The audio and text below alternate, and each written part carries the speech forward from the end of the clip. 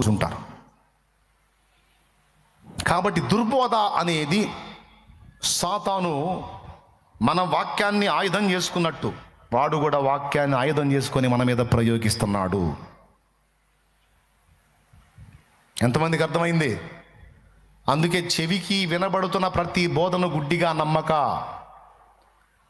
అది వాక్యానుసారమో లేదో తెలుసుకున్నట్లు నేను మొదట మనం పరిశుద్ధ గ్రంథాన్ని చదవాలి, ధ్యానించాలి.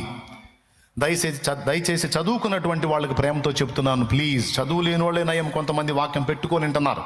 చదువు వచ్చిన వాళ్ళే బైబిల్ చదవట్లా. బైబిల్ చదవండి, లేకపోతే సాతాను బోధలో మోసపోయే అవకాశం ఉంది. చెప్పేటప్పుడన్నా జాగ్రత్తగా వినండి, చదువు లేనోళ్ళు, చదువుకున్నోళ్ళు కూడా, లేకపోతే మోసపోతారు. ఇందాక మరి పెద్దోళ్ళు చెప్పారు పొగాకు చూపించి తాగొచ్చు ఏం కాదని. మరి మీరేమంటారు దానికి? ఎక్కడుంది బైబిల్లో? చూపించు. ధూమపానం చేయరాదని ఎక్కడుంది? చూపించు బైబిల్లో. అయిపోయింది, నీకు సౌండ్ ఉండదు. దేవునికి స్తోత్రం కలుగును గాక. వాళ్ళు అడిగారుగా మరి.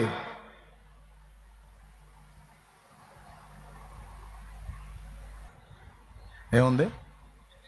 ఎఫెసీ పత్రికలో ఏముంది? చూపించు. చూపించు.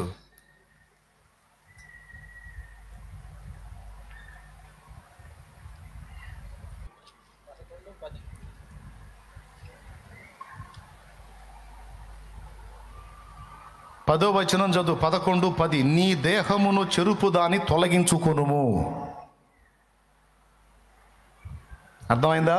నీ దేహము చెరుపు దానిని, నీ దేహమును చెరిపేది ఉంది, దాన్ని తొలగించుకో అంటే ఏమంటున్నాడు? నీ దేహము దేవాలయం, దాన్ని పాడు చేయొద్దు. ఓకేనా? ఇప్పుడు 1 కొరింథీ పత్రిక 3వ అధ్యాయము 16వ వచనం. మీరు దేవుని ఆలయమై ఉన్నారనియు దేవుని ఆత్మ మీలో నివసించుచున్నాడనియు మీకు తెలియదా? మీరు ఎరుగరా? ఎవడైనను దేవాలయమును పాడు చేసినట్ల దేవుడు వానిని పాడు చేయును. ఇక్కడ ఏమన్నాడు? నీ దేహమును చెరుపుదాన్ని నీ యొద్ద నుండి తొలగించుకొనుము అన్నాడు. సిగరెట్ కానీ, మద్యం కానీ, వ్యభిచారం కానీ దేహమును చెరుపుతాయా? చెరపవా?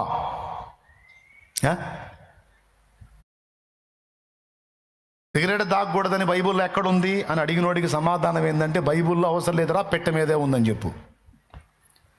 దాన్ని అమ్మేవాడు ఇచ్చిన పెట్టె మీదే ఉందిరా, తాగితే సస్తావు, క్యాన్సర్ వచ్చి, ఊపిరితిత్తుల క్యాన్సర్ వచ్చి అని దాని మీద రాస్తుందని చెప్పు.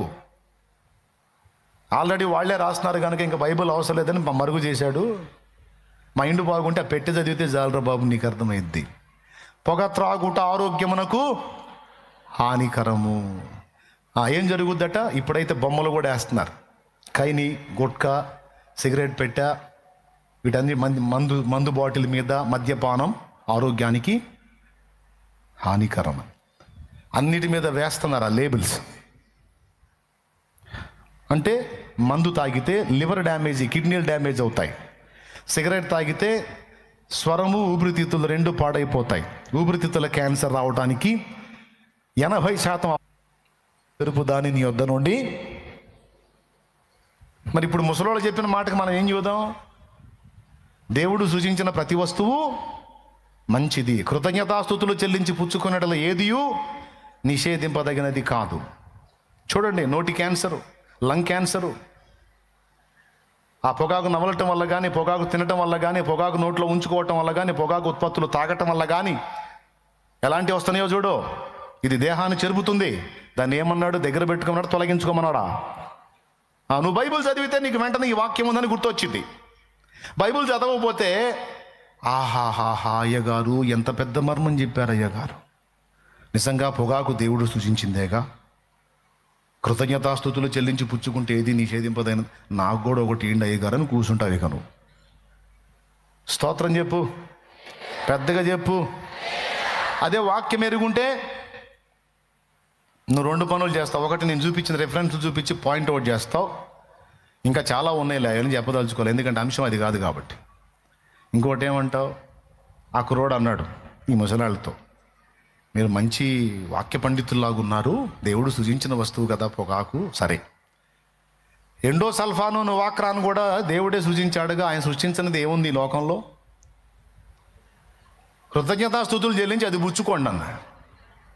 అమ్మో చచ్చిపోము, ఎవడికి చెబుతారా మీరు?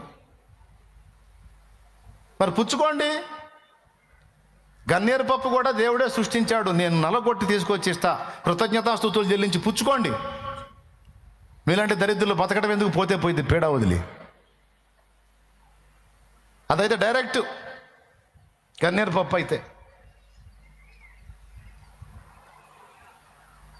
ఏమంటారు? అంటే వాళ్ళకు అవకాశం ఉన్న వాటిని వినియోగించుకోవటానికి వాక్యాన్ని అడ్డం పెట్టుకున్నారన్నమాట. ఎరగనోడైతే బుక్కే. కాబట్టి వాక్యాన్ని వాడు ఆయుధంగా చేసుకొని, మనకి వాక్యం ఎలాగో ఆయుధమో అలాగా వాక్యాన్ని వాడు ఆయుధంగా చేసుకొని వక్రీకరించి చాలామంది విశ్వాసాన్ని చెరుపుతున్నాడు. తస్మాత్ జాగ్రత్త.